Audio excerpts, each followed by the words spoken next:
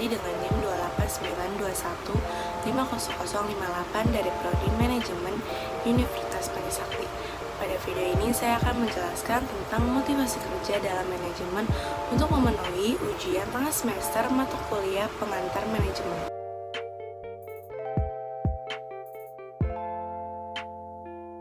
Pokok pembahasan yang ada di video ini yang pertama ada pengertian motivasi kerja, yang kedua pandangan berkaitan dengan motivasi dalam organisasi, yang ketiga faktor yang mempengaruhi motivasi kerja, yang keempat cara meningkatkan motivasi kerja.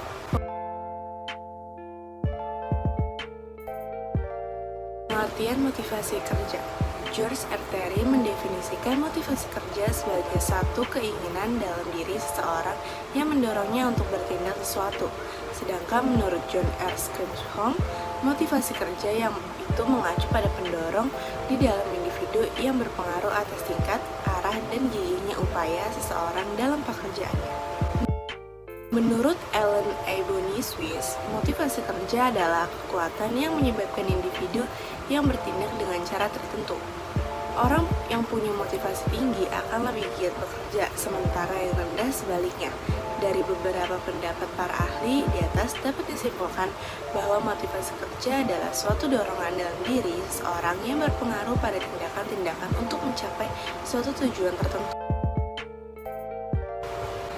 Banyak istilah yang digunakan untuk menyebut motivasi seperti motivation atau motif antara lain kebutuhan atau need, desakan atau urge, keinginan atau wish, dorongan atau drive.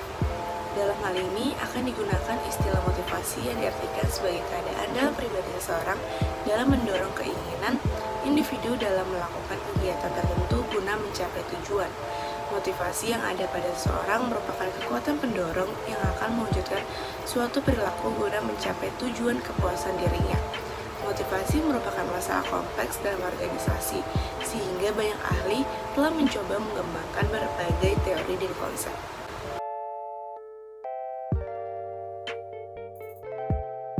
Pandangan berkaitan dengan motivasi dalam organisasi.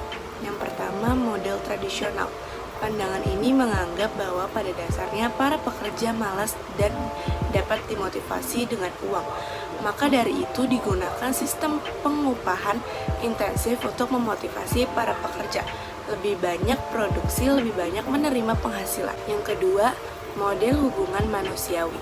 Model ini memberikan suatu pandangan bahwa kontak-kontak sosial karyawan pada pekerjaannya juga penting. Manajer dapat memotivasi bawahan melalui pemenuh kebutuhan sosial mereka dan membuat mereka merasa berguna dan penting. Sebagai hasilnya, karyawan diberikan berbagai kebebasan untuk membuat keputusan sendiri dalam pekerjaannya. Ketiga, model sumber daya manusia. Model ini menyatakan bahwa para karyawan dimotivasi oleh banyak faktor, tidak hanya uang atau keinginan mencapai keputusan, tetapi juga kebutuhan untuk berprestasi dan memperoleh pekerjaan yang berarti. Mereka beralasan bahwa kebanyakan orang telah dimotivasi untuk melakukan pekerjaan secara baik dan mereka tidak secara otomatis melihat pekerjaan sebagai suatu yang tidak dapat menyenangkan. Selanjutnya, faktor yang mempengaruhi motivasi kerja. Yang pertama ada faktor kebutuhan manusia. Faktor kebutuhan manusia dibagi menjadi 3, yaitu kebutuhan dasar. Kebutuhan dasar merupakan hal yang fatal dalam kehidupan manusia. Kebutuhan dasar ini meliputi kebutuhan akan pangan, papan, dan sandang. Jika salah satu kebutuhan tersebut tidak dipenuhi, maka akan terjadi gangguan dalam kelangsungan hidup manusia. Karena sifatnya yang fatal, maka timbul motivasi tersendiri untuk mengusahakan pemenuhan kebutuhan dasar ini. Kedua, ada kebutuhan rasa aman, termasuk kebutuhan akan status, pengakuan, penghargaan, dan lain-lain. Seseorang karyawan yang menginginkan status bukan saja karyawan harus mempunyai kesempatan lebih banyak, tetapi harus bersedia menerima kewajiban lebih banyak. Selanjutnya, kebutuhan sosial. Menurut Robert Carrison, satu cara meyakinkan karyawan betah bekerja adalah meyakinkan bahwa dirinya memiliki banyak mitra di organisasi. Yang kedua, faktor kompensasi. Kompensasi adalah segala sesuatu yang diterima pada karyawan sebagai balas jasa bekerja. Apabila kompensasi diberikan secara benar, para karyawan akan lebih terpuaskan dan motivasi untuk mencapai saran-saran organisasi. Kompensasi penting bagi karyawan karena kompensasi mencerminkan nilai karya karyawan itu sendiri, keluarga, dan masyarakat. Yang ketiga ada faktor komunikasi. Dalam suatu organisasi, komunikasi perlu dijalin secara baik antara atasan dengan bawahan atau sesama bawahan.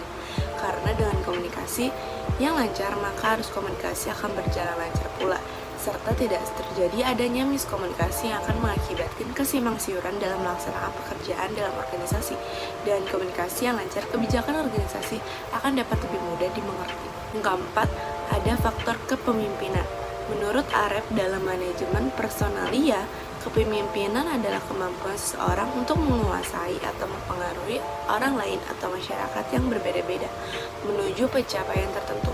Dalam pencapaian tujuan, yakni untuk dapat menguasai atau mempengaruhi serta memotivasi orang lain. Maka dalam penerapan manajemen sumber daya manusia digunakan beberapa gaya kepemimpinan seperti demokratis, diktator, dan paternal. Kelima, faktor pelatihan. Pelatihan merupakan suatu sarana untuk meningkatkan kemampuan karyawan dalam suatu organisasi.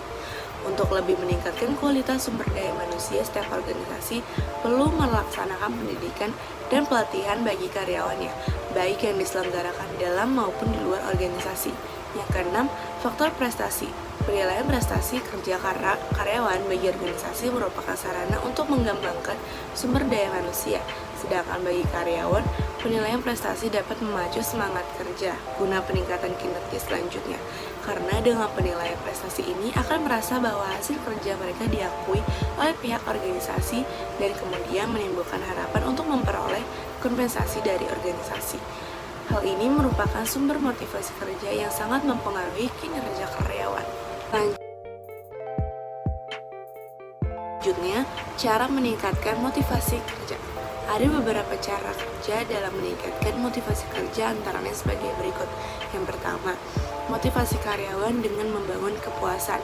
Cara untuk memperoleh keuntungan yang berkelanjutan adalah dengan membangun sebuah lingkungan kerja yang nyaman dan menarik, selalu fokus dan menjaga karyawan yang berbakat. Maksudnya adalah mereka harus bisa termotivasi supaya siap menunjukkan kemampuan dan mendapatkan komitmen agar mampu tampil di tingkat yang maksimal. Motivasi kerja berhubungan erat dengan tingkat kepuasan diri pekerja atau karyawan, dan hal ini dapat tercipta dengan adanya lingkungan kerja yang menyenangkan. Sebab jika kita fokus pada menciptakan kepuasan karyawan, lalu fokus pada motivasi karyawan, maka akan tercipta suatu hubungan yang kerja yang baik, karena karyawan yang puas akan mengurus pelanggan dengan baik. Dan motivasi karyawan melalui apresiasi. Memberikan apresiasi kepada karyawan sangatlah penting agar membangkitkan perilaku positif dan prestasi karyawan, sehingga mereka dapat melakukan pekerjaan dengan baik.